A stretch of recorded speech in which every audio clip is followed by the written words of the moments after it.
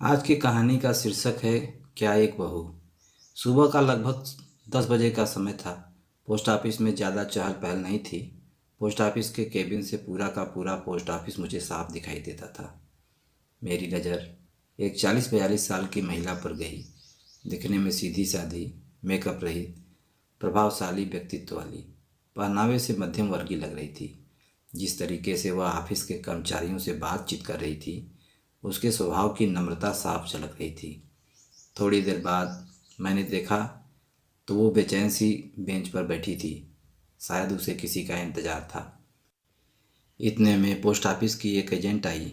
उस महिला ने एजेंट से कुछ बात की और एजेंट ने अंदर आकर मुझसे पूछा, सर इनकी आरडी मैच्योर हो गई है, लगभग 9,000 की रकम है, लेकिन शर्मा जी कह रहे हैं कि अभी कैश नहीं है, 11 बजे बैंक खुलने पर ही पेमेंट हो सकता है। सर मैंने पार्टी को बताया था कि मैं उनका पेमेंट जल्द ही करवा दूंगी। क्या कहीं से कैश का बंदोबस्त हो सकता है? हालांकि इतनी रकम तो पोस्ट ऑफिस में रहती है, लेकिन पहले दिन बैंक की छुट्टी होने से आज कैश नहीं थी। मैंने शर्मा जी को बुलाकर उनसे बात की, लेकिन उन्होंने कैश उपलब्ध न होने की बात ही दोहरा दी। एजेंट से उस महिला को 11:30 बजे तक इंतज़ार करने को कहकर मैं अपने काम में व्यस्त हो गया, क्योंकि बैंक खुलने के बाद कैश लाने में भी आधी घंटा तो लगेगा ही। थोड़ी देर बाद मैंने देखा कि एजेंट तो जा चुकी है और वो महिला बड़ी बेसब्री से कैश लाने वाले लड़के का इंतज़ार कर रही है। 11:35 पर वो महिला लगभग रुआंसी होकर मेरे केबिन में आकर कहने लगी, सर मेरी बुजुर्ग सास जो कि 85 साल की है, उनके खाने का समय हो रहा है।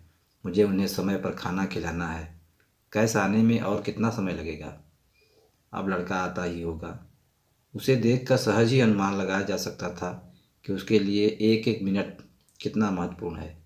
मैंने किसी बहू को सास को वक्त पर खाना खिलाने के लिए इतना व्यग्र होते पहली बार देखा था। मेरा काम करने में मन ही नहीं लग रहा था। पूरा ध्यान उस महिला पर ही केंद्रित था। उसकी बेचैनी मुझसे देखी नहीं जा रही थी। सच बताऊं, यदि उस वक्त मेरे पास पैसे होते तो मैं खुद उसे अपने पैसे देकर वक्त पर रवाना कर देता।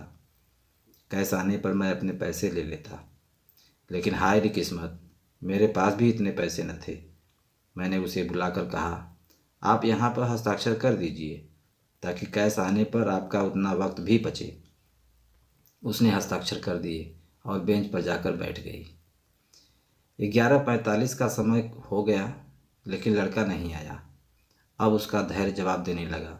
वो मेरे पास आकर कहने लगी, सर मैं अब और इंतज़ार नहीं कर सकती। मेरा घर भी दूर है, खाना बनाने में भी वक्त लगेगा। मैं कल आकर कैश ले जाऊंगी। देखिए, आपने फॉर्म पर हस्ताक्षर कर दिए हैं, इसका मतलब है कि आपको कैश मिल गया है। अतः कैश तो आपको अभी ही ले जानी होगी। अब वो कुछ ज़्यादा ही परेशान हो गई। 11:55 के समय फिर मेरे पास आई। माफ़ कीजिएगा, मैं और इंतज़ार नहीं कर सकती। मैं जा रही हूँ। मुझे मेरी सास को वक्त पर खाना खिलाना है, चाहे इसके लिए मेरा इतने रुपयों का नुकसान ही क्यों न हो जाए। और वो सचमुच में चली गई। मैं और मेरा पूरा स्टाफ भौचक होकर उसे जाते हुए देखता रह गया। मेरी पोस्टमास्टर की नौकरी में यह पहला केस था जिसमें ग्राहक को पैसे से ज़्यादा अपनी सास को खाना खिलाने की पड़ी थी। एक मध्यम वर्गीय बहू जिसके लिए 9,000 रुपये बहुत मायने रखते हैं। पूरे 12 महीने थोड़े थोड़े पैसे जमा कर कर उसने यह राशि जुटाई थी।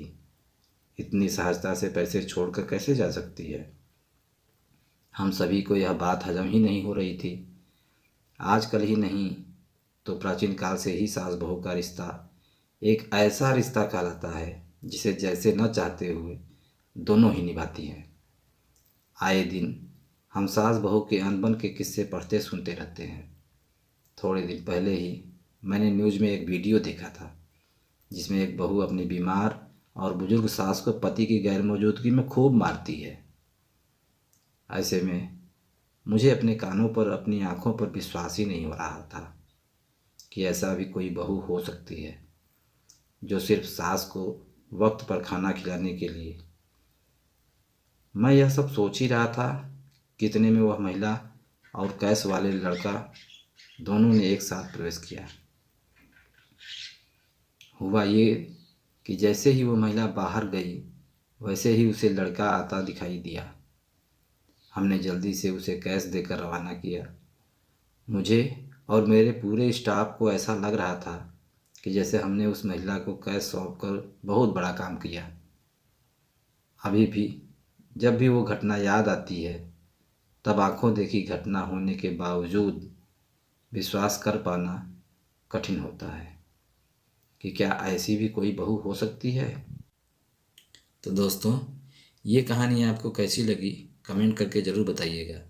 अगर हमारे चैनल पर आप नए हैं तो चैनल को सब्सक्राइब कीजिए, लाइक कीजिए और मित्रों में शेयर कीजिए। कहानी सुनने के लिए आपका बहुत बहुत धन्यवाद।